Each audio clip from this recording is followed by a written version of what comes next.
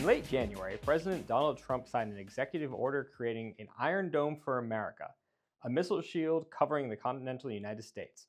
Later renamed Golden Dome, this effort's now a priority for both the Pentagon and for industry. But what is Golden Dome? Well, there's a lot of myths and questions about what this is actually going to look like out there. To try to figure out what's really going on, I talked with John Plumb, a former top-duty space official, and Tom Karako, a missile defense expert from CSIS. And our conversation starts right now. Well, gentlemen, we are here to talk about Golden Dome, and I think the best place to start with that is what we know and what we don't, the old known unknowns from Rumsfeld. So here's what we know. President Trump has said 3 years, $175 billion. We know there's money in reconciliation to get that going. We know General Michael Gutlein has been tapped as the leader of Golden Dome.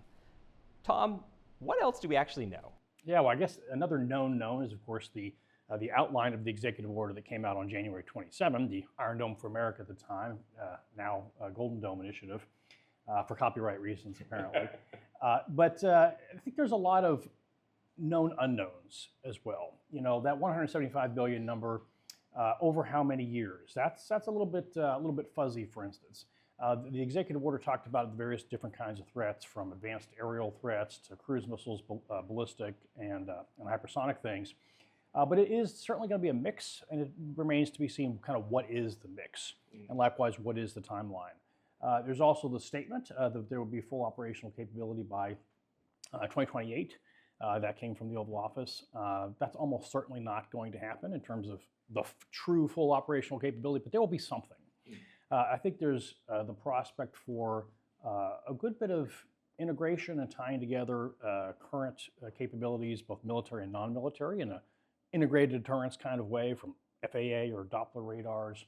And I'm especially anxious to see the air defense and cruise missile defense tracking.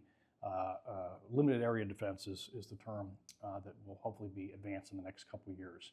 There's a couple other things. One of them is Golden Dome is not a program. It is not a system.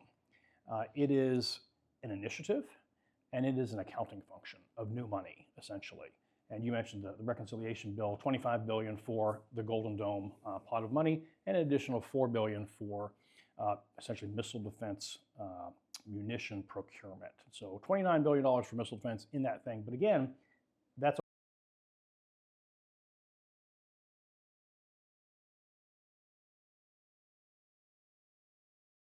John? So I guess I'd add a couple things. One, not just a new initiative and system, but also new acquisition authorities vested in the new position that General Gutlein's now in, which is interesting. It signals an intent to move faster than normal acquisition processes, but 100% on the money needing to be appropriated.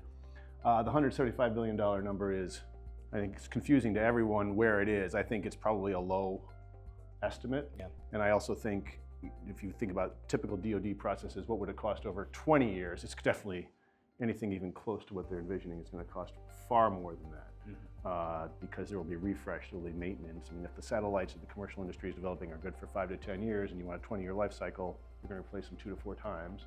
That at all costs. I'll just say real quick, the acquisition authority, I think it's frankly an experiment in acquisition authority. I don't disagree. And there's 2 other DRPMs, direct report program managers for the Navy and the Air Force. So that's very interesting.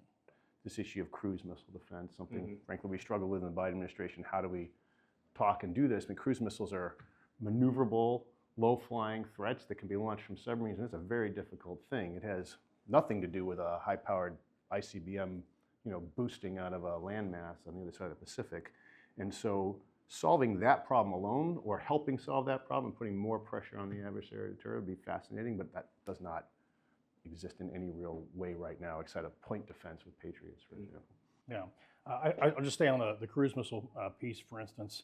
I think it's probably going to leverage a number of things that we have already.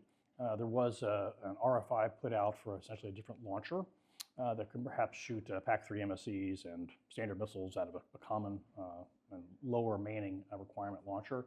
But there's only so many cruise missile centric, frankly, interceptors out there. This is why the Army's frankly been focused or trying to get cruise missile defense capability since 1993 with CORSAM, and the IFPC Enduring Shield Launcher, which is essentially an AIM-9 in a box, and they're going for a second interceptor for that, is truly going to be an absolute critical capability, because you don't necessarily want to spend MSEs, which are in such scarce and high demand, on those kinds of threats, especially if they're moving slow. Well, I think that gets to the other issue about production at scale and like a wartime footing, if you want to think about it, but the ability to move things faster and cheaper as opposed to spending tremendous amount of money on each round. And if you're spending a tremendous amount of money on each round, that doesn't really get us to where we need to be. And so my hope is that some of the acquisition authority and some of the pieces coming out of the SPEED Act and these other pushes to try to move faster and use commercial innovation to drive both cost down and speed up might break some of that. Well, and from the sounds of it, the DepSec Feinberg has got the CEOs of the primes in on a weekly basis, shaking them of how many of these things can you get me and how fast.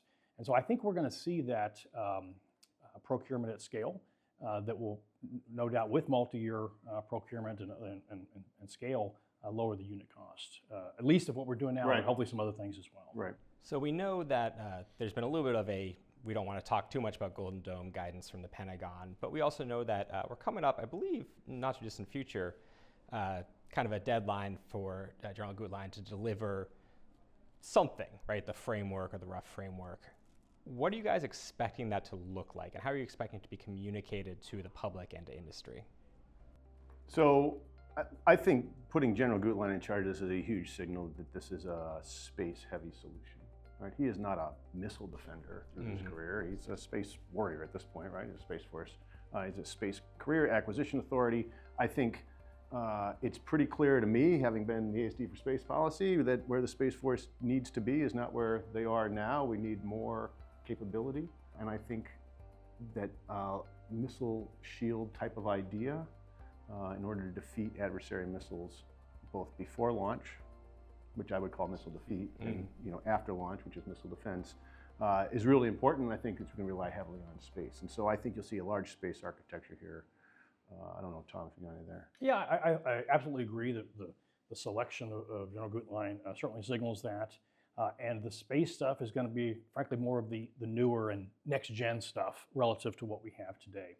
In terms of the subspace capabilities, cruise, ballistic, that's where I think we're going to be leveraging more of what we have today and integrating it together better. Space is going to need the PWSA, the Proliferated Warfare Satellite Architecture, all that kind of stuff, HBTSS, and potentially these space-based interceptors if we get there.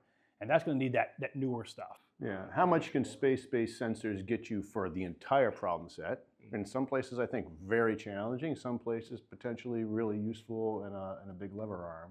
But then the actual defeat part may rely on space, it may rely on terrestrial. There's two different pieces. And I think that's where the plug and play might come in. You already have some existing OPIR, so you can use that, but you're going to need more and better and ideally more precise, like fire control level solution.